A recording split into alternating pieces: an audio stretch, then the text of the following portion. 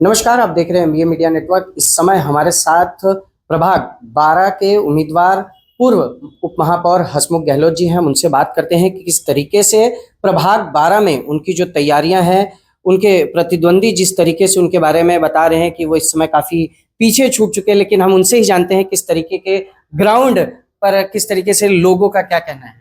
आपकी किस तरीके की तैयारियां चल रही हैं? तैयारी तो मैं बताऊँ क्यों?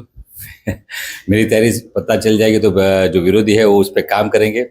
और आपने जैसे कहा कि प्रतिद्वंदी ये कह रहे हैं कि पीछे छूट गए, चलो एक नया सीखने को मिला कि मुझे पहले पता था और जहाँ तक मुझे अनुभव है कि ये डिसीजन या ये निर्णय लेने वाले हमारी जनता जनार्दन है, जो वो निर्णय लेते हैं कि कौन पीछे छूट गया कौन आगे छूट गया। और आज की तारीख में उम्मीदवारी अगर कह दे कि वो पीछे छूट गए तो फिर चुनाव होना ही नहीं चाहिए, आपस में बात करके ले लेते हैं। तो रही बात चुनाव की, तो जैसे मैं कहता हूँ हर किसी को खड़े रहने की इच्छा है और रहना भी चाहिए, प्रजातंत्र देश है।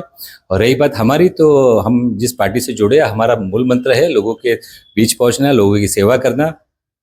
और इतना प्यार लोगों का मिला है तो मैं नहीं कहूँगा, और प्यार आपको आने वाले 16 तारीख को नजर आएगा। मैं हर बार कह रहा हूँ, बार बार आने वाली 16 तारीख को एक दृश्य नजर आएगा कि कौन पीछे छूट गया है।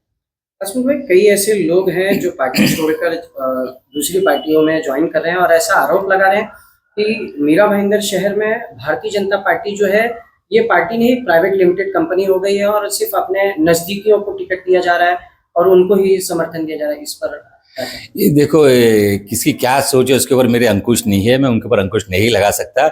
हाँ, लेकिन इतना जरूर जानता हूँ कि अगर कोई सवाल करता है या कोई ऐसा कहता है तो शायद वही कहता होगा जो कोई पर्सनल उसका कुछ ना कुछ उसका स्वार्थ होगा या कुछ ना कुछ इच्छा होगी। बाकी भारतीय जनता पार्टी के अगर कार्यकर्ता है, पदाधिकारी है, इस तरीके से निष्ठा है ही नहीं। और मैं तो खुले तौर पे कहता हूँ, Bharatiya Janata party, BJP party हर वो व्यक्ति की पार्टी है, हर वो समाज की पार्टी है, हर वो वर्ग की पार्टी है। जो कोई भी जुड़ना चाहे भारतीय जनता पार्टी में, उसका स्वागत है। और वो हमेशा, आप देखोगे जिस तरीके से हमारे देश के यशस्वी प्रधानमंत्री नरेंद्र मोदी जी आज किस जगह पर जाके बैठे, तो ये भारतीय जनता पार्टी है, बराबर है। अब बाकी जिस पार्टी की बात करोगे तो आप बता सकते हो कि उनका अध्यक्ष अगला कौन बनेगा। भारतीय जनता पार्टी में बता नहीं सकते हो कि अध्यक्ष कौन बनेगा। जिस तरीके से हमारे महाराष्ट्र प्रदेश के अध्यक्ष चौहान साहब है, कोई बता सकता है कि आने वाले समय में उनका अध्यक्ष कौन बनेगा? तो मैं यही कहूंगा, जो कहीं वही गए, किसी पार्टी में आप ज्वाइन करना चाहते हैं जाइए, उसमें कोई गलत बात नहीं है, वो अपनी इच्छा है, अपने अपने विचार है। लेकिन इतना साल का विचार जो आपने रखा था, अचानक एक दिन में आपको प्राइवेट लिमिटेड कंपनी पार्टी नजर आई। इतने साल आप क्या धो रहे थे? तो इसका मतलब आप मानते हो कि कहीं ना कहीं आपने फायदा उठा लिया और आपका फायदा पूर्ण हो गया, और अब आपको फायदा नहीं मिल रहा है, तब आपको उसके ऊपर टीका टिप्पणी करनी है, ये उचित नहीं है। हमेशा कहता हूं, अपना काम करिए, अपने काम से बड़े बनिए। और भारतीय जनता पार्टी एक संगठित पार्टी है, चाहे कुछ भी हो जाए, और जो काम करने वाला व्यक्ति है उसको हमेशा सराहेगी। हसमुख भाई, आपको मीरा भाईंदर शहर में शहर के नेता के तौर पे देखा गया, ना कि सिर्फ प्रभाग के नेता के तौर पे। लेकिन इस समय राजनीतिक गलियारों में ऐसी भी चर्चा है कि आप दूसरे वार्ड में काम ना करके सिर्फ इसी में उलझ गए। इस पर आप क्या कहेंगे? किसने कहा कि मैं दूसरे वार्ड में काम नहीं कर रहा? ये तो मुझे पता ही नहीं। अभी अगर आप थोड़ी देर पहले आए होंगे तो यहाँ पे 3 नंबर के लोग थे, 4 के लोग थे, 11 के लोग थे, 10 के लोग थे। और सुबह सुबह अगर आप आए होते तो वहाँ पे 18 से कुछ लोग आए थे, फिर क्या कहते हैं 5 नंबर से आए थे, फिर 16 नंबर से आए थे। तो ये मैंने कहा, ये तो हमारी किस तरीके से काम करने की शैली वो हम जानते हैं, उसे बाहर बताना या बाहर दिखाना वो कोई जरूरी नहीं है। हसमुख भाई, आपके जो विरोधी हैं, जो इस समय आपको लेकर दुष्प्रचार कर रहे हैं, उनको लेकर आप क्या कहना चाहेंगे?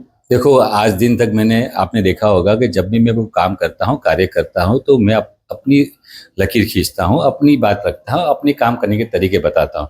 आप मुझे क्यों प्यार कर रहे हो, आप मुझे आशीर्वाद क्यों दे रहे हो, उसका मैं वो कारण बताता हूँ। रही बात दूसरे, आज की तारीख में आप देखोगे जितने भी मैं फिलहाल सोशल मीडिया पे देख रहा हूँ, उन्हें एक ही व्यक्ति नजर आता है, एक ही व्यक्ति नजर आता है कि उस व्यक्ति के ऊपर टीका टिप्पणी करो, लोगों को गुमराह करो और डाइवर्ट करो।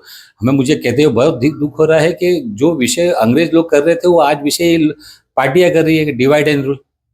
अगर उनको पता है कि ये व्यक्ति को हमने बोल दिया, ये व्यक्ति को हमने समाप्त कर दिया, ये व्यक्ति को हमने खत्म कर दिया, तो पूरा राज हमारा का हमारा ही रहेगा। क्योंकि ये व्यक्ति अच्छी तरह से, जिस व्यक्ति की मैं बात कर रहा हूँ, नरेंद्र मेहता जी, जो भारतीय जनता पार्टी के नेता भी है और हमारे नेता भी है, और साथ ही साथ में शहर के आमदार भी है। अगर आप देखोगे उनके कार्यकाल में जो भी हुआ है, उस शहर की उन्नति हुई है। आपको अगर करना था तो आप कर सकते थे, हम टीका टिप्पणी किसी पे नहीं कर रहे, हम तो अपना कार्य लेके बैठे ना।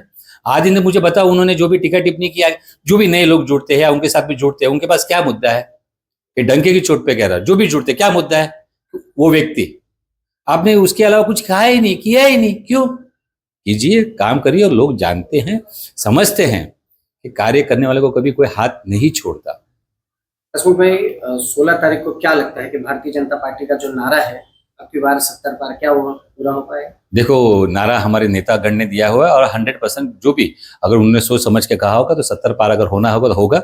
हाँ, मैं कुछ वार्डों पे ध्यान दे रहा हूँ, लेकिन इतना जरूर कहूंगा, देखो 70 आवे, 75 आवे या 69 आवे, मुझे उसके बारे में ज्ञान नहीं है, संजान भी नहीं है, मैं उस विषय पे काम नहीं कर रहा हूँ। लेकिन इतना दावे के साथ कह सकता हूँ, वहां पे कमल खिले कमल खिलेगा और भारतीय जनता पार्टी का महापौर बैठेगा, इसमें दो राय नहीं, बिल्कुल।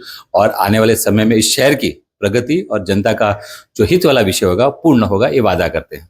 और उन लोगों के लिए क्या कहना चाहेंगे जो आज टिकट न मिलने के कारण भारतीय जनता पार्टी छोड़कर दूसरी पार्टियों में गए हैं और आज लोगों से अपील कर रहे हैं कि उन पार्टियों के लिए वोट किया जाए, ऐसे लोगों से क्या कहेंगे? देखो, ये उनका व्यक्तिगत विषय था। अगर वो उन्होंने पार्टी अगर कोई डिसीजन लिया है किसी पार्टी में जाना और संपर्क करना, वो उनका व्यक्तिगत, उस पर मैं टीका टिप्पणी करना उचित नहीं समझता। हाँ, लेकिन इतना ही कहूंगा कि बस सभी को भगवान सद्बुद्धि दे।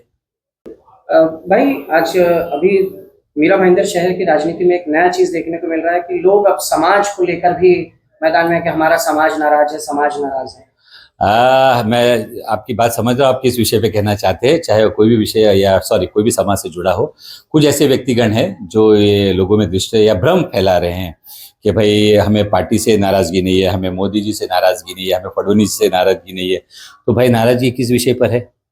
अपना उल्लू साधने के लिए, अपने विषय को मनाने के लिए, अपना स्वार्थ साधने के लिए कहीं ना कहीं लोग ये दिखा रहे कि समाज को धोखा दिया जा रहा है। मैं आपसे कहना चाहता हूँ और हाथ जोड़ के विनती करता हूँ, अगर समाज के नाम पे किसी का अपमान हुआ तो उसके लिए मैं भी आपके साथ खड़ा हूं। अगर समाज के नाम पे अपमान हुआ है, लेकिन कोई व्यक्ति विशेष ये कहे कि मुझे नहीं देते, किसी और को दिया गया, और वो विषय आप समाज के साथ जोड़ते हो, तो वो बिल्कुल गलत है। मैं आपको एक उदाहरण के तौर पे कहना चाहता हूँ, मैं जिस समाज से जुड़ा हूं, मेरा समाज जो है वो सर्वोपरि है।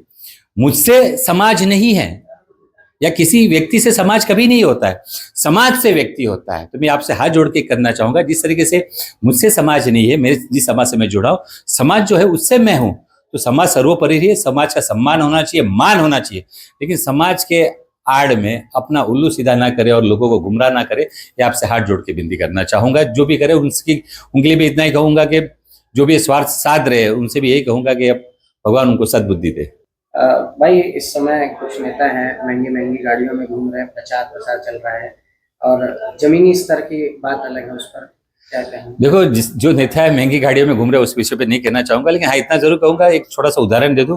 धनवान बहुत है इस देश के अंदर, काफी लोग धनवान है और चाहे तो मंदिर बना सकते हैं, लेकिन मंदिर बनाने के लिए भी तत्पर, सेवा करने के लिए, चाहे जनता की सेवा करने के लिए धन की होने की कोई आवश्यकता नहीं है। जिस तरीके से मंदिर बनाने के लिए तो हर धनवान बना सकता है, लेकिन मंदिर बनाने के लिए कहीं ना कहीं लोगों का प्यार, आशीर्वाद और प्रभु का आशीर्वाद चाहिए, तभी जाके मंदिर में आप निमित्त बन सकते हो।